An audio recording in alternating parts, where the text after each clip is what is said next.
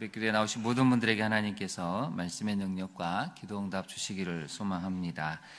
이사야서 10장은 공동체에 대한 이야기를 하고 계십니다. 특별히 공동체를 파괴하는 악인들에 대해서 하나님이 말씀하시는데요.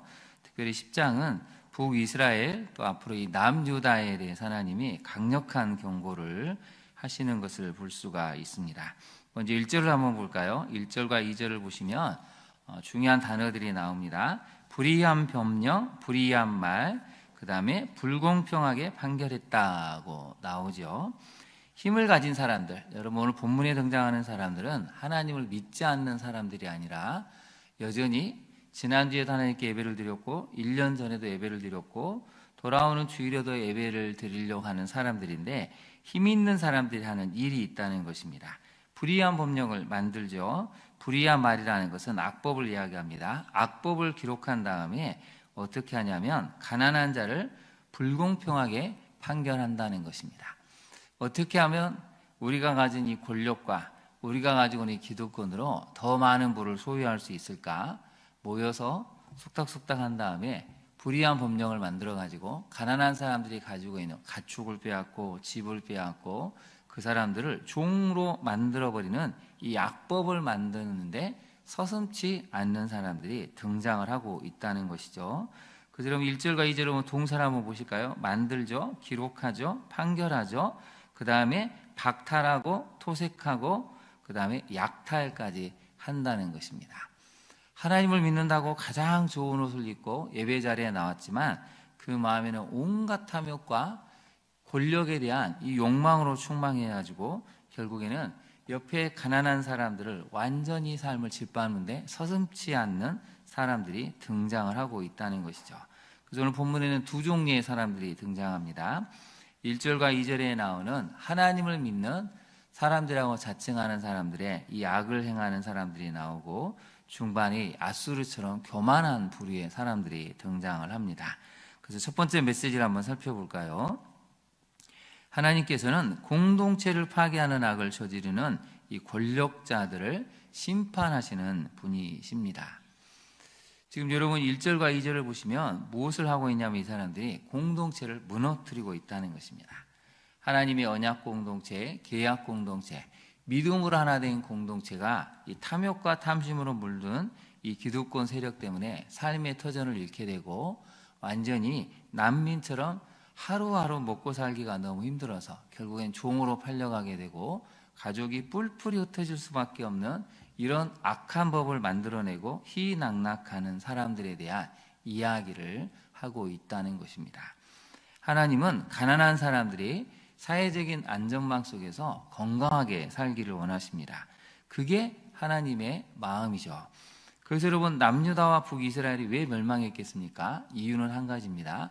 말씀대로 살지 않았기 때문이죠.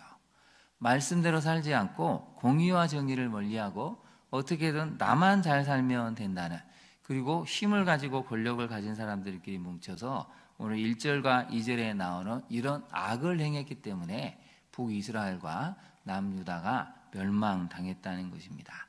우리나라 공동체는 어떻습니까? 우리도 점점 그렇게 가고 있지 않습니까?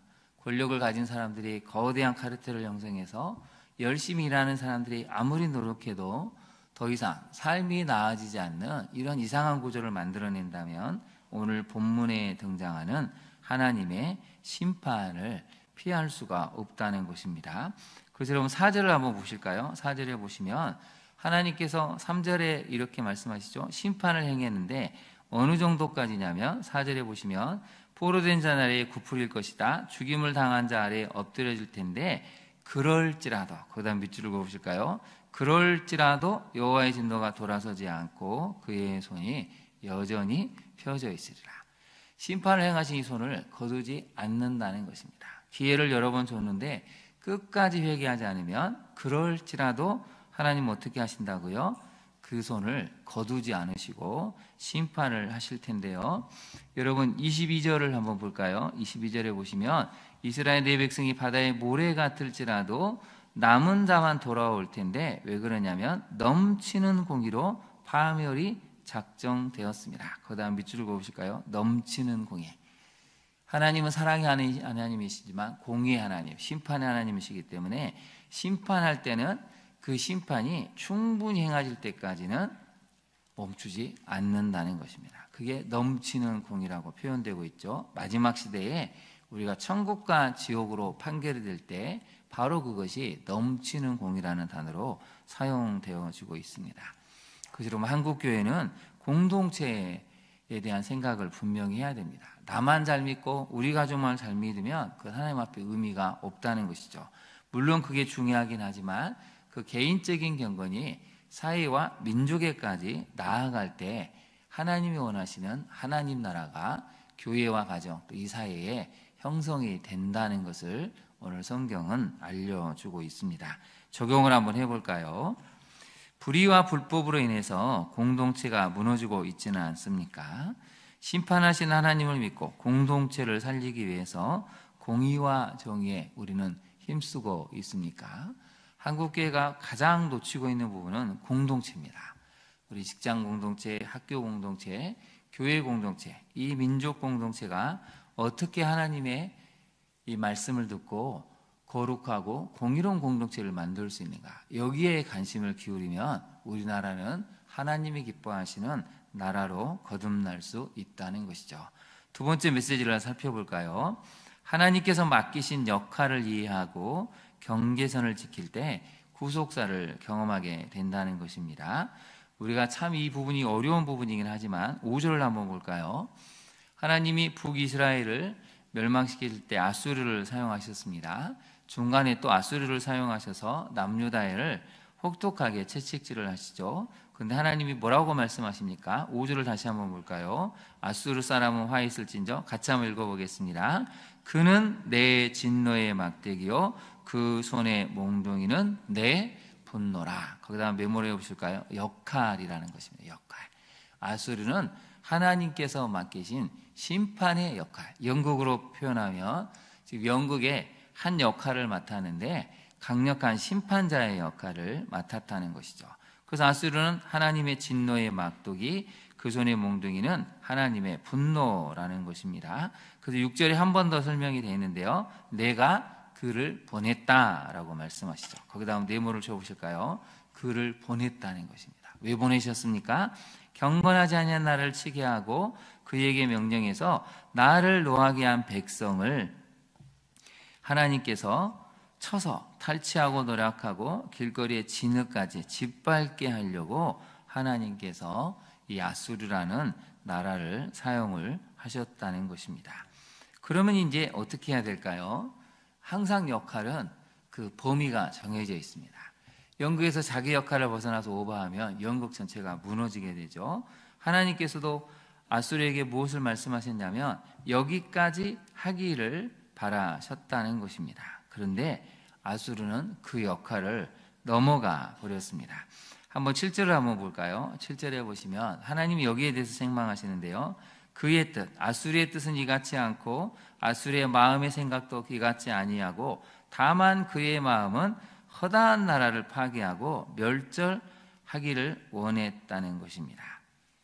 하나님이 정하신 역할을 넘어서서 무시무시한 잔인함과 엄청난 억압 정책을 펼쳐서 점령당하는 나라마다 그 소름 끼치는 행위 때문에 무서워하고 공포스러워하고 불안해서 모든 나라, 민족마다 이 아수르 때문에 숨조차 쉴 수 없고 그 잔인함 때문에 그 고대 금동세계가 아주 치를 떨었다는 것이죠. 하나님은 분명히 아수르라는 나라를 사용을 하셨습니다. 심판의 몽둥이로 사용을 하셨고 진노의 막대기로 사용하셨습니다. 그러면 거기까지 했어야 되는데 문제는 그 역할이 무엇인지를 이해하지 못하고 자기 분노대로, 자기 혈기대로, 자기 생각대로 해버렸기 때문에 이게 하나님의 심판을 또한 받게 되는 그런 놀라운 일이 발생하게 됐다는 것이죠. 그럼 7절을 다시 한번 볼까요? 그의 뜻은 이같지 않고 그의 마음의 생각도 이같지 아니했다는 것은 하나님의 마음을 알고도 행하지 않았다는 뜻입니다. 하나님께서는 우리에게도 각자의 역할을 허락을 하십니다. 그러면 그 역할이 무엇인지를 이해하고 그 역할대로 사는 것이 우리가 해야 될 일이라는 것이죠. 적용을 한번 해볼까요? 여러분, 구속사의 시각으로 하나님께서 맡기신 역할을 수행하는 사람을 바라봅니까? 큐티인에 보면 가끔 여러 가지 자기를 힘들게 한 사람들이 뒤늦게 생각을 하고 적용을 해보면 아, 나를 예수 믿게 하려고 이렇게 수고를 했구나라고 간증하는 사람들이 참 많이 있습니다. 우리로서는 참 이해하기 어려운 적용이기도 하지만 또 그분들 입장에서는 그렇게 적용했기 때문에 가정이 살아나게 되고 관계가 회복되는 것도 우리가 많이 보게 되죠. 우리 적용 두 번째를 같이 한번 읽어볼까요? 나에게 맡기신 구속사의 역할이 무엇인지 고민하며 그 역할에 충실합니까? 하나님께서 우리에게 맡기신 역할, 구속사의 역할은 무엇입니까? 섬기고 순종하는 것입니다. 십자가 지는 적용을 해서 많은 사람들이 나의 섬김과 수고로 아, 예수 믿는 사람은 정말 다르구나. 가정과 교회에서 이웃들이 나를 통해서 예수 믿을 수 있는 그 구속사의 역할을 감당하는 것이 하나님께서 우리에게 주신 역할이라는 것입니다. 그 역할을 잘 감당해서 여러분 때문에 많은 사람들이 주님께로 돌아오는 구원의 역사가 있기를 진심으로 소망합니다. 세 번째 메시지를 한번 살펴볼까요? 하나님을 부정하고 하나님 자리에 자신을 앉히는 이 교만의 극치를 조심해야 되는데요. 오늘 본문을 보면 교만한 사람이 어느 정도까지 교만해지는지 오늘 성경이 잘 표현을 하고 있습니다. 우리 13절 14절을 한번 볼까요? 이 아수르가 뭐라고 얘기하냐면 이렇게 자랑을 하죠. 나는 내 손의 힘과 내 지혜로 이 일을 행했다. 주변에 있는 모든 나라를 정복했다는 것이죠. 나는 총명한 자라 열국의 경계선을 걷어치웠고 그들의 재물을 약탈하였으며 또 용감한 자처럼 위에 거주한 자들을 낮추었고 내 손으로 열국의 재물을 얻은 것은 그 다음 표현을 한번 보십시오. 새의 보금자리를 얻은 같고 온 세계를 얻은 것은 내버린 알을 주운 같았으나 날개를 치거나 입을 벌리거나 지저귀는 것이 하나도 없었다. 이 얘기는 무엇입니까? 내가 다른 나라를 점령하고 빼앗은 것은 그냥 새 보금자리를 가볍게 내가 차지한 것과 같고 온 세계를 얻은 것은 내버린 알을 주운 것처럼 너무 쉬웠는데 어느 누구도 입도 뻥긋 하지 않았다는 엄청난 교만을 품고 있습니다. 여러분 살다 보면 이런 교만한 사람을 만나면 정말 숨쉬기가 힘들 정도로 얼마나 교만한지 모릅니다. 교만이 그냥 그 사람 말 한마디에 행동 하나에 뿜어져 나오는 것이죠. 이렇게 교만한 사람에게 하나님께서 어떻게 하실까요? 16절을 한번 보시겠습니다. 16절을 보시면 주 만군의 여호와께서 살진 자를 파리하게 하시고 그의 영화 아래에 불이 붙는 것과 같이 명렬히 타게 하실 텐데 나중에 모든 걸 다 불태워버려서 우리 19절을 한번 같이 읽어볼까요? 시작. 그의 숲에 남은 나무의 수가 희소하여 아이라도 능히 계수할 수 있으리라. 그렇게 자랑했던 울창한 숲과 같은 것들이 하나님의 진노의 불꽃 아래 다 소멸되어서 조그만 아이라도 몇 개 남았는지 셀 수 있을 만큼 완전히 다 무너져 버리게 된다는 것입니다. 여러분 교만은 하나님을 부정하는 행위입니다. 하나님의 자리에 자신을 앉히는 무서운 죄악입니다. 그래서 하나님이 교만에 대해서 반드시 심판을 하시는 것이죠. 우리도 살다 보면 아수르처럼 이렇게 교만한 사람을 만날 때가 있습니다.